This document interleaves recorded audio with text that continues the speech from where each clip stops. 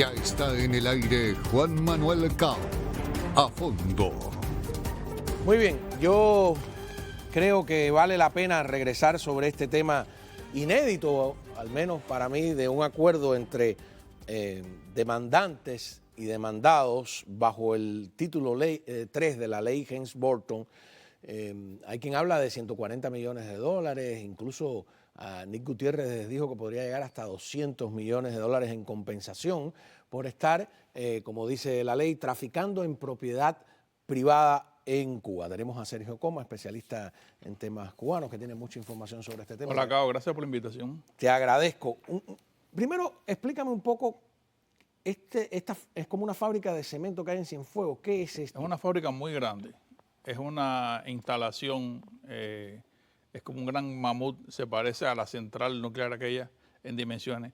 Y algunos técnicos, precisamente viendo que ha ocurrido esto, se referían a que esa era una instalación que fue hecha para tiempos de abundancia. Es decir, que era muy consumidora de petróleo, no era fácil sacar adelante. Y eso hizo que en 1980 Fidel Castro la inaugurara con Erich Honecker, pensando que iba a tener todo el material, el petróleo ruso, que tú sabes que duró 9 años esa relación naval, que es el campo socialista. Y lo que ocurrió fue que muy adelantado el ministro de la Industria Básica de Cuba, Marcos Portales, que ya fue defenestrado, reconoció públicamente que se habían hecho negociaciones con esta entidad gigantesca suiza, que es una transnacional de mucha difícil comprensión, porque sus accionistas han ido evolucionando y se han unido en una compleja relación de sociedades anónimas, hasta que finalmente le proponen a Cuba introducir tecnología para sacar ese monstruo socialista hacia una producción más eficiente, ya que ellos son el emporio más grande del mundo en la venta de cemento caliente, cemento gris. ¿Qué tienen ellos? ¿La sede en Suiza? Tienen la sede en Suiza y hicieron una consulta legal muy interesante. Yo vi tu programa ayer. Yo creo que hay que matizar muy bien cómo ocurrió esto, porque esta entidad, que tiene mucho dinero, billones, pidió un consejo legal y los abogados le aconsejaron que no lo hiciera, que Cuba era un mercado de alto riesgo, precisamente por la tensa relación con los Estados Unidos. 20 años después, esa compañía se ha llamado a capítulo y ha visto que debe mejor negociar con los dueños originales para continuar a futuro expandiéndose y tener una presencia en el mercado cubano al que llaman un mercado cautivo. Una pregunta. Tú dices dueños originales, ¿eran dueños de alguna fábrica de cemento que había ahí o de la tierra? No, de la tierra básicamente. Y esta es la parte más importante. Desde la época de los romanos el tema de la tierra es muy importante. De hecho, toda la legislación que Fidel ha hecho cuando hizo la primera ley de la vivienda se refería a el derecho perpetuo de superficie. O sea que el Estado es como la iglesia, que no renuncia a perder nunca la tierra. La Constitución dice que son dueños del suelo y del subsuelo y también de los mares adyacentes y de los fondos marinos. Yo recuerdo que algunas personas, yo conocí abogados que estudiaron con Fidel cuando yo era un joven estudiante de Derecho, y ellos me decían que la formación jesuita es muy importante en la cultura jurídica de Fidel. Porque, por ejemplo, la iglesia, que en la época del medioevo tenía a los siervos de la greva, le daba la tierra, pero la tierra nunca iba a ser de ellos, iba a estar a perpetuidad arrendada. Entonces, esa concepción Fidel siempre la absorbió. Y fíjate bien que si tú haces un paralelo entre prácticas de la iglesia en control de propiedades terrenales, Fidel ejecutó exactamente las cosas que aprendió básicamente con ese credo. Y eso se saca cada rato, y muchas personas dicen que en Cuba no se puede aplicar ni siquiera si hay una recuperación de tierra, un derecho romano que se llama la usucapión, que es la posesión ininterrumpida por 30 años de una propiedad, equivale a título. Esa es una controversia que ya hubo en Europa, cuando se tumbó el campo socialista. En Alemania, por ejemplo, los cottage, las fábricas importantes, los viñedos, algunos castillos viejos que había en Alemania, fueron recuperados. Y por eso es que está apostando ahora mismo los abogados que están asesorando a los expropiados en arreglos extrajudiciales que son mucho más productivos, como tú ves en este caso de la fábrica de cemento, y han llegado a un acuerdo. La demanda original era de 270 millones. Se cree que se va a montar en 140, en 130, si se considera depreciaciones y demás. Pero es muy importante porque esto abre la puerta no solamente a los ciudadanos americanos confiscados, sino a los españoles que fueron confiscados y que más adelante pudiéramos explicar cómo ocurrió que el gobierno de Cuba y España llegaron a un acuerdo sobre esto. Eso fue en la época de Felipe González, pero déjame hacerte una pregunta. ¿Qué es cemento gris y caliente? Los cementos que se hacen con áridos, y eso es un tipo de cemento, porque ahora está de moda alivianar el cemento con otros productos mucho más ligeros, en lo que Cuba tiene una ONG trabajando que también la paga Suiza, es una cosa muy interesante. Este es un cemento más industrial, más pesado, que tiene otras características para construcciones de infraestructura. A ver, una cosa que conversábamos ayer, porque te dice, bueno, estos son unos norteamericanos, pero yo he estado averiguando y yo creo que tienen descendientes cubanos, ¿no? Bueno, la presencia de americanos y de ingleses. Si tú vas al manual azucarero de la República de Cuba, el último que se editó, que es de 1958, es un gran prontuario con fotografías incluso y planos ingenieros que demuestra la cantidad de centrales que había en Cuba y la composición mecánica del central. Lo más importante del central es la gran masa, esa que es de bronce, que es la que muele. Eso se hacía en Inglaterra. Y eso demuestra que después de la Guerra de Independencia, los ingleses invirtieron mucho en las zonas azucareras a través de centrales. Te voy a dar un detalle. En el primer cuarto de siglo, los mayores inversionistas en Cuba, contrario a lo que se dice, no eran los norteamericanos, sino los ingleses. Y de eso se desconoce históricamente y no se ha documentado debidamente. Y esos centrales tenían esos componentes industriales ingleses y eso es muy importante.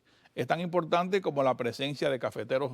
Y en el tabaco, porque el habano se hizo muy popular en Gran Bretaña. Sobre todo hecho, ellos le pusieron habano. Sobre todo cuando se empezaron a hacer las marquillas, que es un programa fantástico que podíamos hacer para el público, explicarle qué eran las marquillas, por qué se hicieron, a razón de esta ley que está presentando ahora Marcos Rubio, que ya veo que habló contigo, y Menéndez, sobre la protección judicial de marcas confiscadas en Cuba, que es otro tema que da mucho que hablar. Y yo veo que en esta razón, históricamente Cuba va a perder todas estas batallas. Este gobierno no es eterno y a eso están apostando sociedades como esas españolas que te estoy diciendo, que se llama 1898 Compañía de Recuperación de Bienes.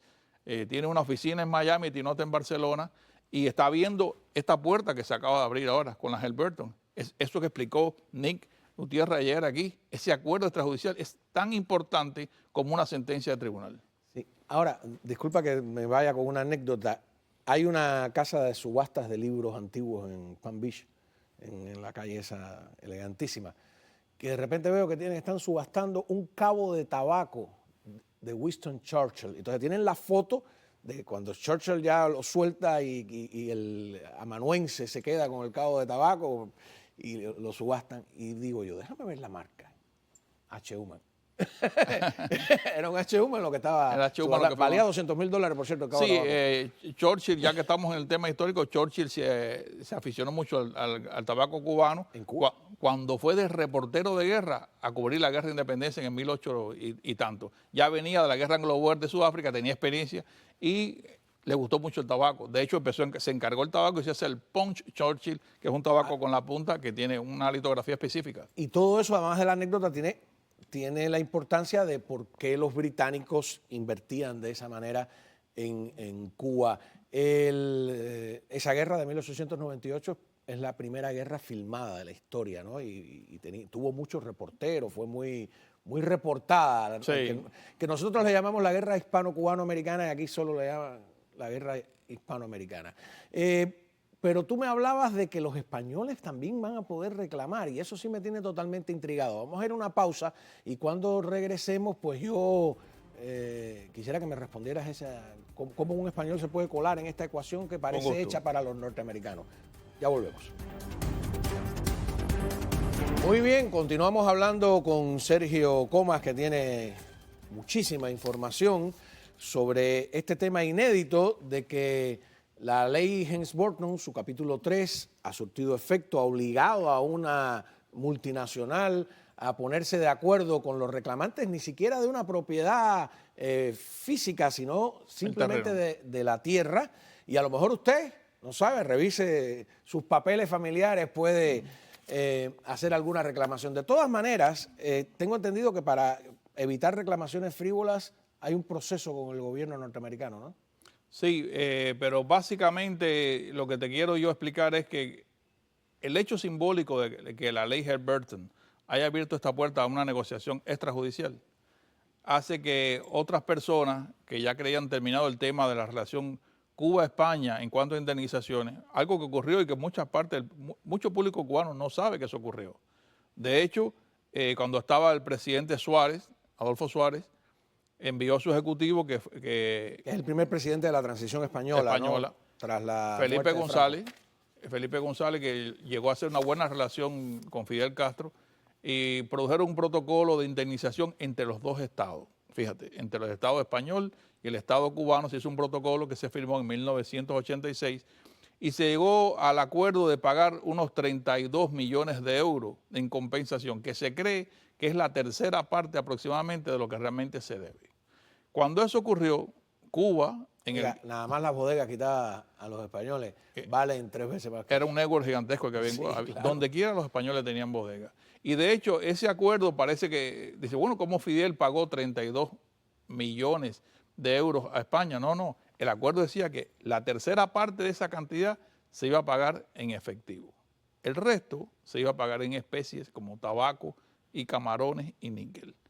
No sabemos si eso se ejecutó completamente, de manera que al pasar del tiempo los españoles se organizaron privadamente en una organización que se llama 1898, en alusión a esa guerra, CRP, Compañía de Recuperación de Propiedades o Patrimonio, y allí hay aproximadamente al momento como unas 450 familias. Muchos de ellos viven aquí en Estados Unidos y están observando ansiosos esto que está ocurriendo con la ley Helberton. La organización básicamente no ha ejercido todavía acciones legales puntuales, pero ha hecho una compilación de catastros de propiedad, entiéndase por catastro. ¿En algún sitio? Ellos tienen una página que se llama 1800 CRP, la puedes entrar. ¿1800 o 1898? 1898 CRP, entras y puedes ver en internet cómo se crearon, que tienen oficinas en Barcelona, que tienen oficinas también aquí en Miami, la cantidad de personas que hay listadas. Pero se cree que los organizadores creen que en lugar de 450 familias puede haber hasta 3.000 afectados y que la cantidad es ridícula, al punto que hicieron pronunciar al Tribunal Supremo de España, que tiene 2 sentencias sobre esta indemnización interestados entre España y Cuba, y dijo en el 2003 y 2004 que no obstante haber cerrado, considerarse caso cerrado, el caso ya consumado, la indemnización entre España y Cuba, los particulares tienen abierta la puerta al derecho privado para reclamar futuros e hipotéticos derechos, y el tribunal tuvo el cuidado de poner hipotético entre comillas, porque considera que en el estado actual en que está la economía cubana es imposible llegar a un acuerdo realista. Aún cuando tú apliques coeficientes de depreciación de lugares como el Centro Gallego, el Asturiano, tú has visto la majestuosidad de esas instalaciones que están hechas con cantería, con cristales buenos, con mármoles, con madera preciosa. Entonces, mármol de Carrara, no cualquier mármol que tienen ahí. La depreciación de esas instalaciones no tiene comparación con el real valor patrimonial que tiene e histórico. Y básicamente eso ha hecho que las personas presionen al tribunal y el tribunal diga, bueno, si ustedes logran algún acuerdo, vayan al derecho privado. Pero a mí lo que me llamó la atención es que es un verdadero Estado de Derecho el español, en el sentido en que aún cuando 2 estados han llegado a un acuerdo, le dice a sus ciudadanos, si usted se siente afectado todavía, usted puede reclamar futuramente al próximo gobierno cubano esta cosa. Y a eso está apostando esta organización. Ellos están compilando archivos. Y te voy a poner un ejemplo muy práctico. Se cree que el dueño de una gran parte del litoral de la playa Santa María, del mar, en La Habana, hubiera sido un reclamante si no hubiera muerto como ciudadano cubano. El hombre se acogió a la ciudadanía cubana y ahí se pierde el tracto de propiedad. Y te voy a decir por qué. En la década, después de la Revolución Republicana esta española, del 39, y produjo una oleada muy grande de inmigrantes a Cuba. De 1898 a 1940, 800.000 españoles se fueron a vivir a Cuba. En una población inicial de 1902 de 1 millón y algo, o sea, duplicaron la población. Pero la guerra republicana llevó mucha izquierda a Cuba, llevó mucha izquierda a Cuba y muchos españoles que iban por barco. De hecho, las partidas de desembarco de esos españoles se conservan en inmigración y extranjería en Cuba.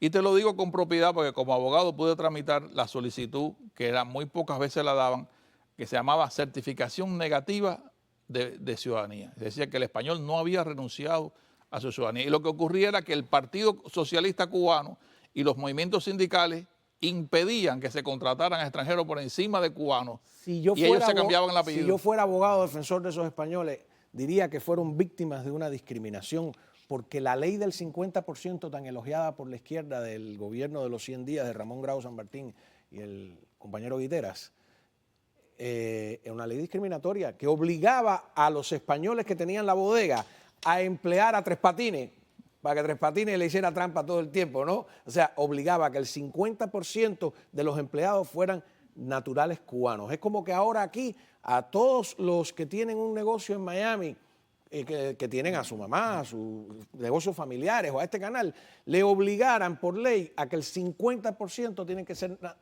norteamericanos. No hijos, sino norteamericanos nativos. Es una ley xenófoba. Es xenófoba, pero es interesante el papel tan activo que tenían los sindicatos cubanos y la defensa que hacían a ultranza de sus nacionales. De hecho, te digo, para completar la idea, que los españoles al verse en esa situación no renunciaban a su ciudadanía. Lo que hacían era ir al registro civil y cambiarse esos apellidos vascos o gallegos, lo que fuera, Zaragutía, esas cosas por López, González, que sonara cubano. Muchos se hicieron ciudadanos cubanos porque la ley del 50% los volvía locos.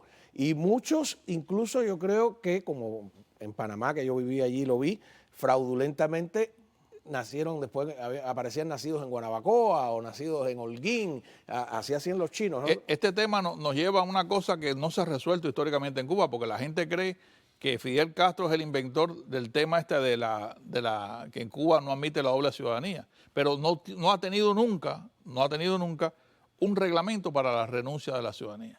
Eso nunca se ha ejecutado. Eso está mandatorio en todas las constituciones estas cubanas modernas, pero nunca se ha implementado. ¿Cómo usted renuncia a la ciudadanía? Eso no ha ocurrido. Y de hecho, por eso es que estos españoles, aún haciéndose cubanos, no renunciaban a la ciudadanía española. Aunque la legislación norteamericana hace la vista gorda, cuando usted se hace ciudadano norteamericano, dice claramente que usted renuncia a ciudadanías anteriores y que usted promete fidelidad, bla, ta, ta, ta, ta, ta. Lo que pasa es que en el caso de Perú, en el caso de otros países, se admite la doble ciudadanía porque no se implementa a rajatabla esa interpretación de la ley. Pero en Cuba no, en Cuba es un caso particular. De hecho, hay más de 120.000 cubanos que pueden votar en las elecciones en España. Eso es un problema tremendo. Es un problema tremendo porque implica, una vez obtenido la ciudadanía y el libro de familia y todas las prebendas que da, por ejemplo, a algunos de mis familiares les llega la boleta electoral. Llega la boleta electoral, pero además tienen derecho. Pero a los municipios incluso. Te digo que es un fenómeno muy complicado porque la relación España y Cuba es muy fuerte y en eso Cuba se ha hecho el de la vista gorda. Así que, aunque la ley no admite lo de ciudadanía, de hecho, los cubanos lo único que tienen que hacer es viajar retornar a Cuba con su pasaporte cubano, pero viajan en toda Europa con el pasaporte de la Unión Europea, que es el español. Tienen muchos beneficios. Sí, es una locura, ¿no? Porque no te permiten entrar con a no ser que haya salido antes de 1970, ¿no? Ese es el caso específico de los cubanos, porque esas fueron las primeras negociaciones que hubo cuando fueron los grupos aquellos en el 78 Cuba, que se hizo un documental que se llamaba 77 Hermanos. 55. Era de esta señora de cuyo nombre no quiero acordarme, no puedo. Sí. No, de verdad, me parece un personaje inexplicable. Pero bueno,